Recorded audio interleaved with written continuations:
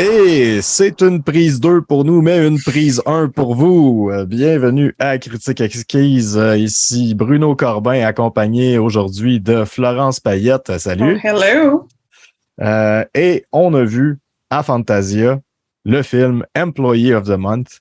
Et c'est de ça qu'on va vous parler dans cette capsule Fantasia de la nouvelle formule, un film par épisode Fantasia jusqu'à temps que ça nous tente plus de faire ça de même. Yay! Hooray! Donc, Employee of the Month raconte l'histoire de Florence. C'est une entreprise de produits ménagers qui est composée à 95% d'employés masculins et d'une employée féminine qui accueille une nouvelle employée, en fait une interne pour le mois. Et ça tombe sur l'état des comptes de l'entreprise où notre protagoniste, donc l'employé qui est là depuis 17 ans, décide de demander une augmentation de salaire. And shit, it's the fan. Oui, on est dans une satire. Oui. Je pense que c'est pas, on peut presque pas. C'est presque trop gros pour être une satire, mais on est quand même dans une satire. Oui. Et donc une satire surtout de la condition féminine, je pense, dans le milieu du travail en général. Oui. Probablement en Belgique aussi, comme particulièrement, mais en même temps pas nécessairement. Pas mal partout, je te dis. Voilà, c'est une bonne critique de la condition féminine. Ouais. Que dans le milieu de travail, dois-je dire. Mais pas que. Ouais. C'est aussi une belle critique de l'intersectionnalité aussi, des différents niveaux de compréhension du féminisme, puis l'avancement carriériste féminin. Ouais, on fait une espèce de survol où il y a quand même beaucoup de place pour la nuance dans cet aspect-là du discours du film. Oui. Et ça, c'est intéressant. Et pour moi, c'est probablement l'aspect le plus intéressant du film. Parce que ce qui se met à arriver, spoiler, c'est que ou en tout cas presque tous les personnages masculins vont se faire tuer dans une espèce d'escalade de plus en plus intentionnelle. Oui. Surtout du personnage principal, mais des deux personnages principaux. Je dirais, c'est quand même, c'est pas mal le film à ces deux femmes-là, plus que le film, ouais. On a notre protagoniste au début, mais ça devient vraiment leur film à toutes les deux, là. Exact. Et donc, escalade de la violence, de la vengeance, et tout ça sur un ton très posé. Pince sans rire aussi. Ouais. Ça m'a pris vraiment du temps avant d'embarquer dans le fait que c'est une comédie. Puis, parce que ce qui est intéressant, c'est qu'au début, en fait, la réalité rejoint la fiction. C'est genre, j'ai écrit ça dans le chat pendant que j'étais en train de visionner ça. Puis, j'ai eu un petit moment de PTSD en débutant le film. Parce que ça venait vraiment comme toucher des éléments que j'ai déjà vécu. Puis, je pense que c'est comme pas mal tout le monde de tout ce qui est employé féminin a déjà comme passé à travers ça. Puis après ça vient comme l'espèce de graduation de OK, ben tous les gars dans cette entreprise-là sont incompétents, mais genre, tu sais, sont incompétents égaux, puis comme ils sont pas au courant en fait des compétences de tout ce qui est employé féminin. Puis il y a comme des degrés après ça de genre, tu sais, diverses incompétences, comme les deux comptables qui mangent les gaufres, puis genre, qui en ont rien à foutre, puis qui sont comme juste aveugles à tout ça. Puis comme, un moment donné, ça devient comme une caricature, puis je serais pas capable de dire où est la ligne entre ce qui est ce qui rejoint la réalité puis ce qui est caricature, je peux pas te dire où la transition. Ouais, il y a vraiment, il y a pas beaucoup de, il y a un personnage, peut-être deux personnages masculins qui sont, mettons, redeemable ou en tout cas qui nous en montrent pas assez pour qu'on puisse les haïr. Et tous les autres personnages masculins, non seulement c'est l'incompétence, mais c'est aussi l'attitude générale, puis la malhonnêteté aussi, qui est importante là-dedans, parce qu'on se rend compte assez rapidement que la compagnie pour laquelle elle travaille fait des magouilles financières aussi pour sauver ses taxes, etc. Donc, il y a comme tout cet aspect-là en plus qui est comme abordé. Puis c'est étrange, hein, parce que c'est un film de quoi, 70, 80 minutes, genre, c'est très court, là, comme film. Oui, c'est 80 minutes. Puis ils ont tous ces aspects-là qui apportent dans le film, qui sont un peu sous-développés, peut-être, parce que justement, il en apporte tellement. Ouais, c'est ça. Puis il y a aussi un élément comme qui est à l'extérieur un peu du cadre, puis qui est apporté aussi d'une manière très, très superficielle, qui est le procès public d'un viol rapporté.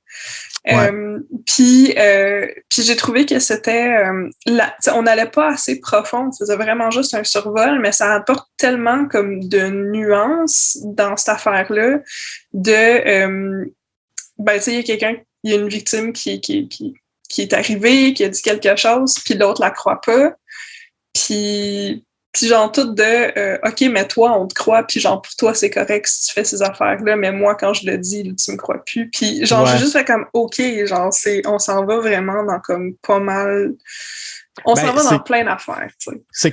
C'est que le film a comme énormément de messages avec un S à passer, je pense.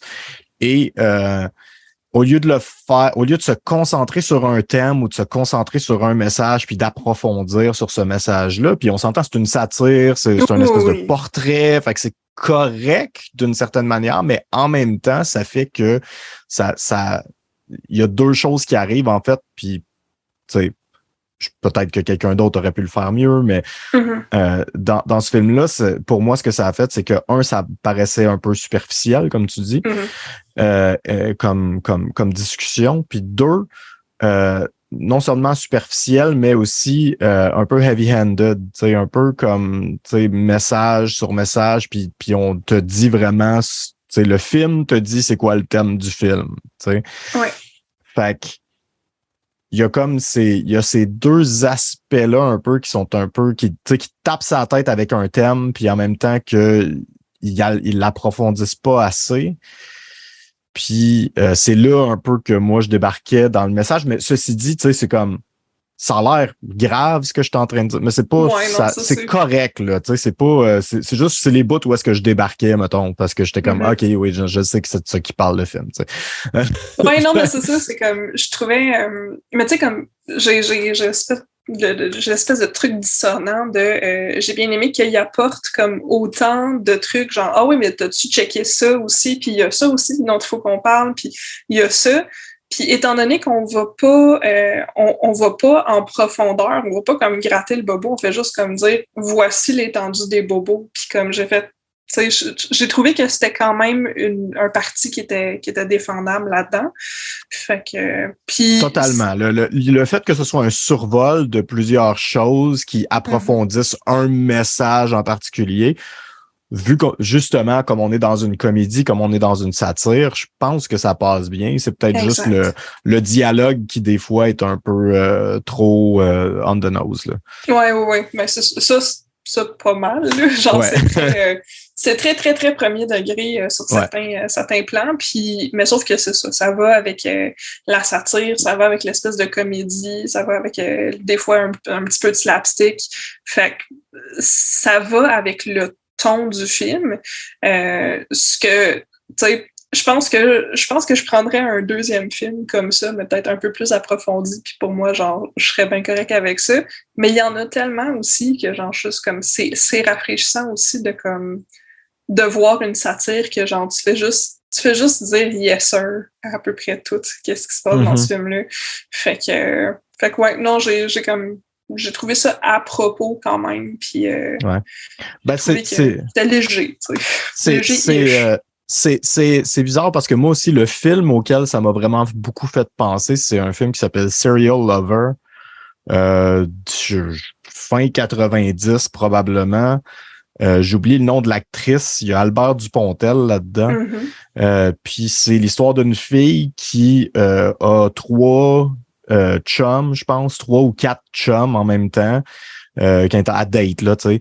Puis elle décide qu'elle va les inviter, toute la gang, chez eux pour un dîner pour décider avec lequel elle veut finir. Puis ils meurent tous de façon grotesque. C'est comme un slasher par accident, tu sais. C'est un peu ça qui se passe dans ce film-là. C'est qu'à un moment donné, au début, c'est un accident. Puis après ça, le deuxième, OK, c'est un peu moins un accident. Puis là, le troisième, c'est clairement moins un accident. Puis là, à un moment donné, ça devient que il est juste en train de comme tuer tous ses collègues de travail. On a l'impression un peu que le film a établi que c'est parce qu'elle a mélangé un calmant avec du pot, genre, ou tu sais, c'est comme, c'est bizarre ce bout-là un peu, que ça l'a comme réveillé, tu sais, puis ça l'a fait décompresser, puis elle a décidé d'aller voir son boss, puis après ça, elle fait comme, finalement, ça me dérange pas que ce monde-là meure, En fait, c'est ça, c'est comme, ce qui est encore plus telling, c'est qu'elle prend un calmant, puis après ça, elle prend un Viagra. Puis c'est là que ça kick in. Ouais, c'est ça. C'est qu'elle prend un Viagra, effectivement. J'avais oublié que c'était ça. Puis oui, effectivement, c'est comme si elle s'appropriait la puissance sexuelle masculine un peu, la proverbiale puissance sexuelle masculine.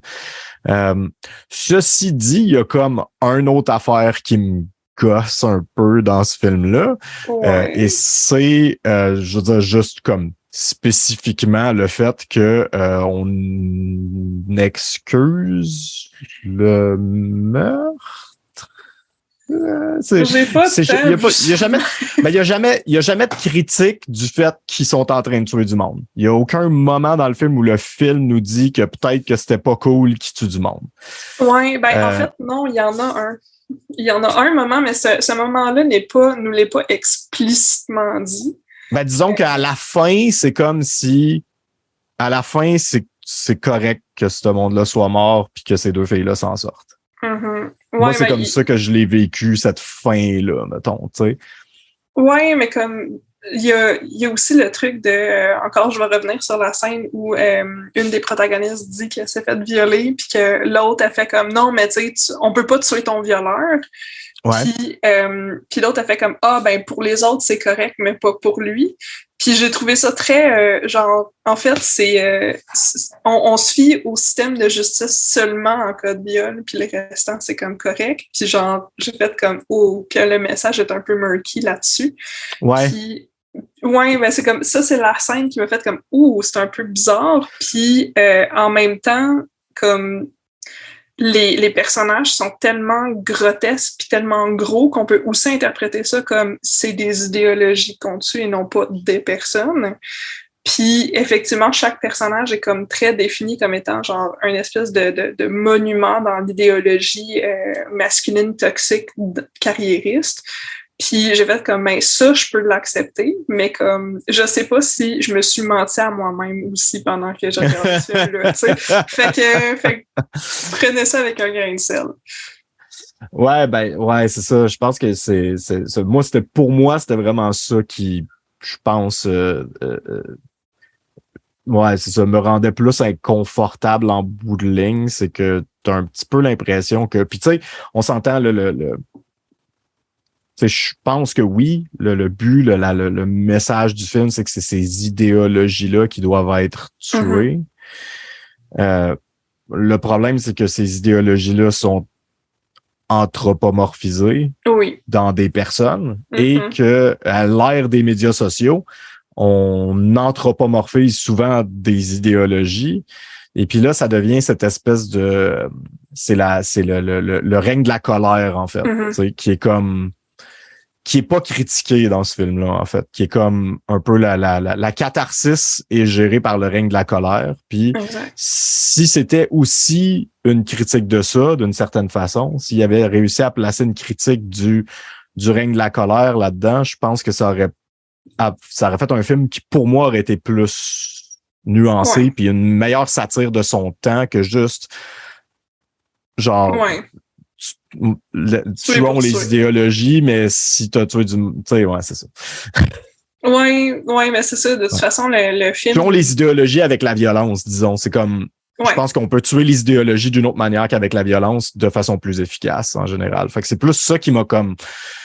j'étais comme... je comprends qu'il y a beaucoup de colère en même temps, puis que cette colère-là doit être exultée, catharsisée, etc. Puis que ça peut être... Ce film-là peut juste être une espèce de portrait d'une émotion, là, tu sais, mais ouais, c'est ça, voilà. C'est plus là, moi, que ça m'a comme... Je me suis dit, ça aurait été meilleur. J'espérais quelque chose, tu sais. Ouais, mais tu sais, comme en même temps, le fait que, spoiler, nos deux protagonistes s'en sortent à la fin, puis qu'il y a comme quasiment aucune répercussion, je vais être comme... je trouvais ça le fun parce que des films de meurtre, tu sais, c'est comme... C'est du meurtre par accident, là, c'est comme une espèce de grosse trope. Que ça se finisse comme ça, pour moi, j'en vois rarement.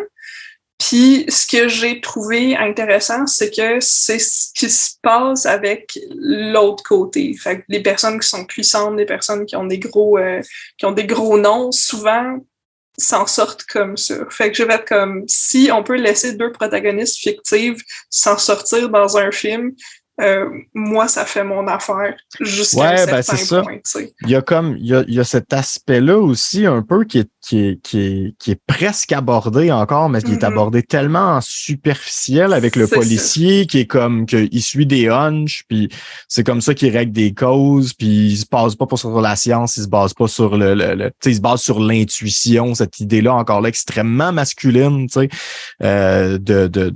qui est encore extrêmement présente dans beaucoup de systèmes policiers, j'imagine, en Belgique particulièrement, justement, ça doit être quelque chose qui existe encore beaucoup, cette espèce d'idée-là que l'intuition d'un policier est plus forte que les nouvelles technologies, la science, les statistiques. Je pense que ça venait vraiment comme appuyer le type de personnage masculin dans une position de pouvoir dans ce film-là. C'est que ils sont tous pareils. C'est comme t'as le patron qui est exactement la même...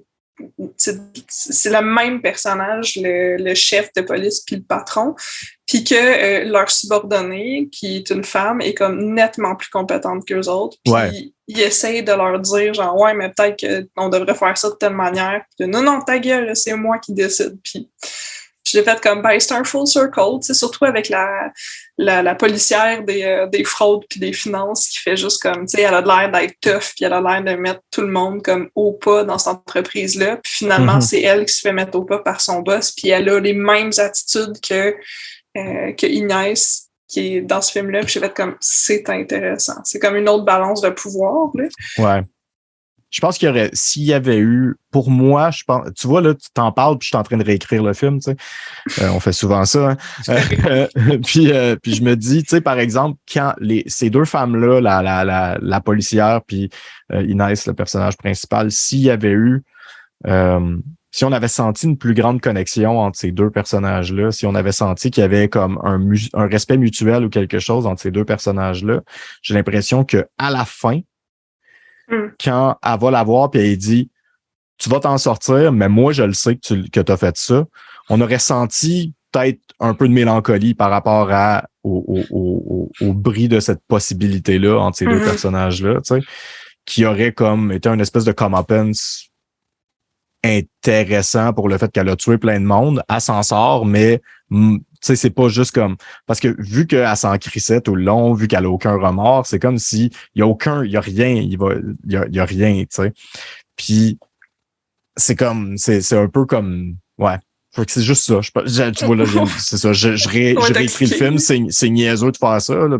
Je veux dire, mais c'est ça. Pour moi, c'est comme ça. Ça aurait pu être une solution si tu m'avais donné le scénario et tu m'avais dit qu'est-ce que tu changerais. J'aurais dit peut-être ça pourrait régler ce problème-là, tu sais. Mais en même temps, les personnages de la policière, c'est dans une autre coche parce qu'elle elle vient mettre, en fait, tout le monde au pas. Ça fait que c'est comme si elle était au-dessus d'Inès. Puis en même temps, comme les voir, Inès est pas, c'est pas la féministe non plus, parce que genre, à la fin, elle lance la petite pique de genre félicitations au papa, puis comme elle est encore pognée dans cette vieille mentalité-là, puis même tout au long de son cheminement de personnage, elle est encore pognée dans un carcan de elle peut pas se définir autrement que via la vision que les hommes ont d'elle. Puis c'est ce que je trouve aussi intéressant, c'est comme ces deux autres affaires qui se confondent, ces deux autres idéologies, des personnages féminins qui sont pas dans la même équipe, mais qui le sont quand même de par leur sexe, tu sais. Fait que c'est ça aussi que j'ai trouvé intéressant. Ouais. Ben oui, je pense pas que cette connexion-là était pas évidente. Mais je pense pas qu'elle était impossible entre ces deux personnages-là, juste parce qu'ils ont comme des perspectives différentes. Je veux dire, comme à la limite, je pense que pour moi, tu sais, ça, c'est une des choses que j'ai comme quand même senti, c'est que oui, elle est encore pognée dans ce carcan-là, mais tu sens qu'elle est en train de s'en sortir. Oui. Il y a un mouvement qui a été fait, il n'est pas complété. Puis ça, je trouvais ça intéressant que, tu sais, en dedans d'une journée, elle n'a pas changé au complet, tu sais. Elle a changé un tout petit peu parce que c'est comme ça que le monde il change un tout petit peu dans une journée, vraiment pas beaucoup en général. Fait que quand il change, fait que c'est, tu sais, j'ai trouvé ça le fun, je pense, mais c'est ça, en tout cas, je pense que là, on est rendu dans le nitpick un peu. Oui. Ben, c'est pas grave, ça fait partie de la superficialité du film puis de ses avantages et ses désavantages. Fait que voilà. Mais moi, j'ai eu bien du fun à regarder ce film-là. Ouais. Je dirais, ça m'a fait dans le ton, surtout au début, quand c'est comme si tout le monde dit les affaires super évidemment. Ça me faisait presque penser à du Lantimos, genre, dans le ton. Puis justement aussi quand t'as tué le premier gars puis qu'elle a aucune émotion puis c'est juste comme ok je trouve ça aussi, je trouvais ça le fun justement cet aspect-là, je pense l'aspect c'est une ancienne femme de ménage que tu sais c'est comme c'est encore vraiment pogné dans elle ces espèces de mécanismes-là de pas propre, faut qu'on lave, ouais. Tu sais, ça aussi je trouvais ça le fun, cette espèce d'aspect-là de nettoyer, d'être un nettoyeur de scènes de crime inné, dans le fond, là, tu sais. Oh oui! Mais tu sais, comme, c'est ça, c'est genre juste que, j'ai tué mon patron, puis shit, il va falloir que je nettoie la tache de sang. Ouais, c'est ça. Ça aussi, j'ai tellement ri, puis comme au niveau de la grossièreté de certains des personnages, j'étais juste comme... En tout cas, ça a provoqué de vives émotions, de vives réactions en moi. Ouais. Fait que, puis même avec, c'est quoi, c'est la représentante des produits qui s'en vient comme faire son spiel puis qui est comme one of the boys, puis j'ai fait comme sérieux, genre tout ça, tous les espèces de gros carcans, genre d'archétypes de personnages que j'ai trouvé fascinant puis c'est venu susciter des grosses émotions et beaucoup de rire. T'sais. C'est le fun parce que c'est pas non plus... Surtout, je dirais, ce personnage-là, c'est pas un personnage... c'est pas un archétype que j'ai vu souvent au cinéma représenté de cette manière-là. En tout cas, l'espèce de... La fille qui est one of the boys, mais que c'est vu d'un point de vue féminin, là, tu sais. Ouais. C'est rare que j'ai vu ça. Puis ouais, moi aussi, j'ai trouvé ça super intéressant. Tout cet aspect-là, j'ai vraiment fait comme OK, ouais, là, on va chercher comme quelque chose de différent. Peut-être un peu le montage aurait pu être plus tight. Tu sais, il y a quelques petites affaires de nitpick de trucs techniques, là, mais à part de tout ça, moi, j'ai trouvé ça assez le fun, là. Oui, moi aussi. J'ai passé un bon moment devant ce film. Right. Cool. Fait que moi, je lui ai donné un, plus 6.1. C'est pas mal dans mon allée, c'est plus 6.5. All right. Fait que je pense que c'est une recommandation. Yes. C'est clairement pas pour tout le monde. Mais si vous voulez voir, surtout pour le propos, je pense. Puis c'est quand même drôle par bout. Il y a des performances le fun, il y a des personnages drôles. Ça vaut la peine. Oui, puis c'est pas une espèce de cringe fest non plus dans à peu près la plupart des films de meurtre par inadvertance que je vois. Ça finit toujours par un gros cringe. Puis là, aujourd'hui, avec ce film-là, je n'ai pas senti de cringe. Fait que si vous êtes capable de survivre à pas de malaise, allez le voir. All right. Et sur ce, c'est-tu la fin de cet épisode de Critique Exquise? Je pense que oui, Critique Exquise version Fantasia. Exactement. Et donc, Fantasia, Critique Exquise, podcast.com, Radio H2O, Spotify, 70% douteux.org, Patreon. Merci like, Martin, merci Martin, Milan. Like, abonnez-vous. Toutes les affaires, là. Faites toutes les affaires. Faites toutes les affaires puis regardez de la bonne bobine. All right.